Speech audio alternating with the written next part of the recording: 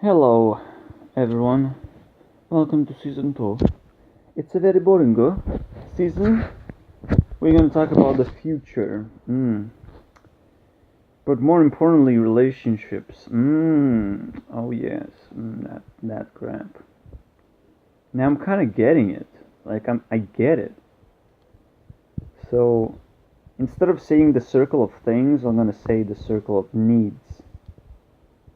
You need something in your life, and I had plenty of attractions to kind of figure out how people live, right? But I didn't really understood that I need to know exactly what I need when I meet other people, so I can um, immediately start having those deals, exchange the needs, the experience, the knowledge, all that crap.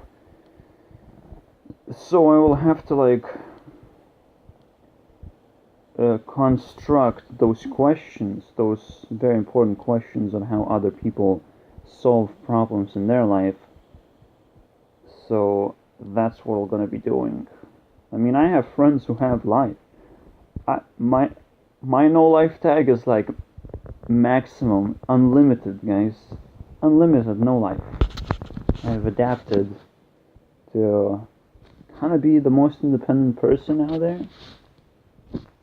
Is that how it works? No? Not independent? Yes, I'm pretty dependent on all the governmental stuff. Fuck you, government, okay? I'll make my own government. Just please tell me how. Yeah, there's so many things that you just don't get from school that you should, but morality is not one of those things, is it? The circle of needs. Even Stefan Molyneux, the philosophy master, who is running a wonderful show, exchanging opinion between people, diving into their lives, but he doesn't actually understand that he's also the student most of the time. I mean, you have to, as a philosopher, you kind of get it. That you're going from a perspective where you don't know much at all. Obviously, he's opinionated of how it should work. And yet the circle of need is so important because there's almost no choice. There's almost no difference between any other person. That's what makes you learn a language. That's what makes you build. That's what creates the ability of communication. There has to be something that is not different, that is not special between people. And yet people abuse this to become more special than others, right? They figure out a way to kind of ignore huge chunks of their own needs. They fill it up with, money or whatever, with drugs. It doesn't matter what you fill it in with, but it's a cheat. It's a cheat system that you use on yourself. I mean, if you really think about it, everything that you are is just the brain commanding everything else. So all you have to do is just figure out how to feed that properly. What does it need? We figure out the needs, we're able to communicate. Otherwise, it's like, oh, look at me, I'm so special, I have a different language, you can't understand the shit I'm saying. Holy shit, I'm so cool, right? Yeah, that's stupid. And it doesn't matter what that person does anymore. It's like, who knows what he does? He just pumps steroids and is able to do miracles, but then he's like, uh, he's inactive for like 7 days after that. Performance, yeah, I don't know, guys.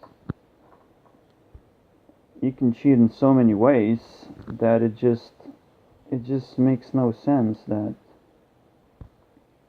without establishing certain needs and certain tests, that you have fulfilled all of your needs and you have found all the people to answer all these philosophical questions that has to be answered.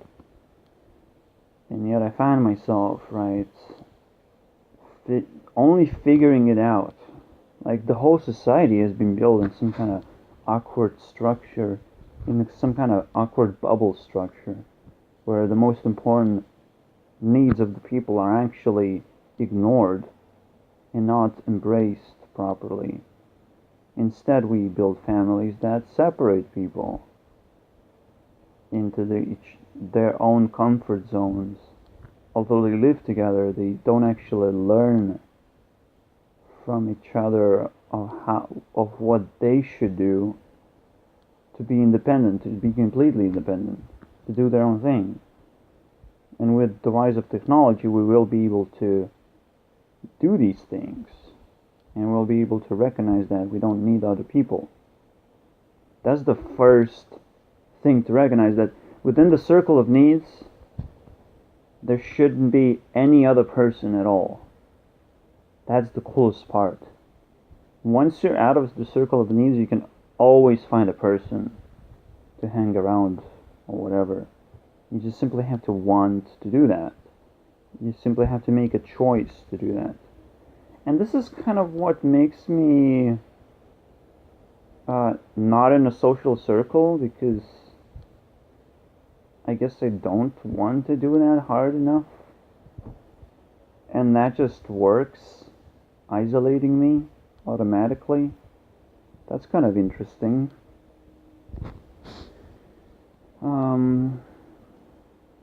I mean, that's what happens, and it's a very good explanation that I just got isolated. Because if you don't go out of your circle of needs, you will never be social. But that's kind of awkward that people identify the circle of needs so well. Or rather, they specialize and they go out of the needs really fast, and they go beyond, and they don't give a fuck about the gaps, because gaps are filled with drugs and other crap.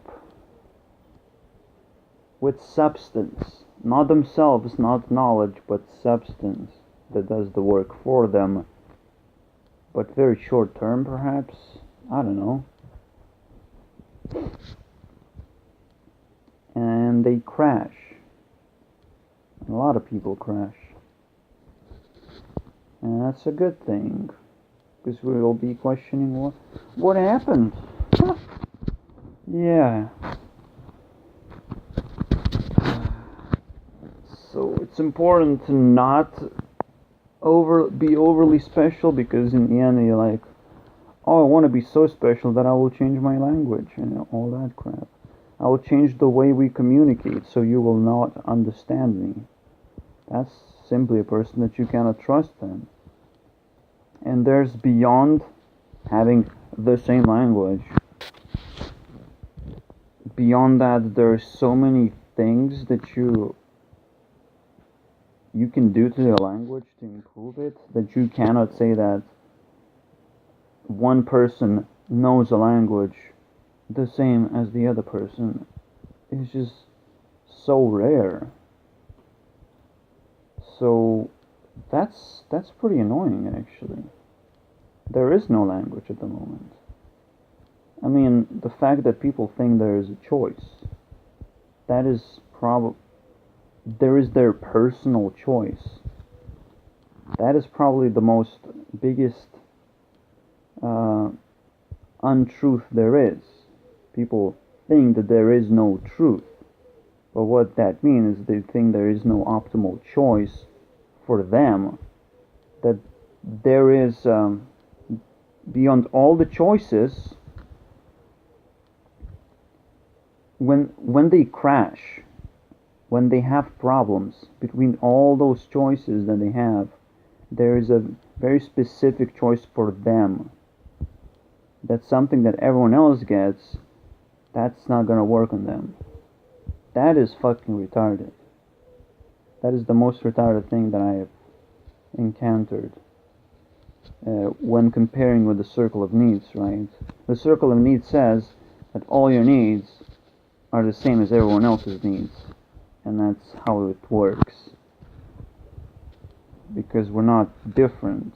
We might be different in a very little small ways, but that doesn't make our circle of needs different. We just have to figure out how it works, and we'll figure out. We'll find the optimal choices, right?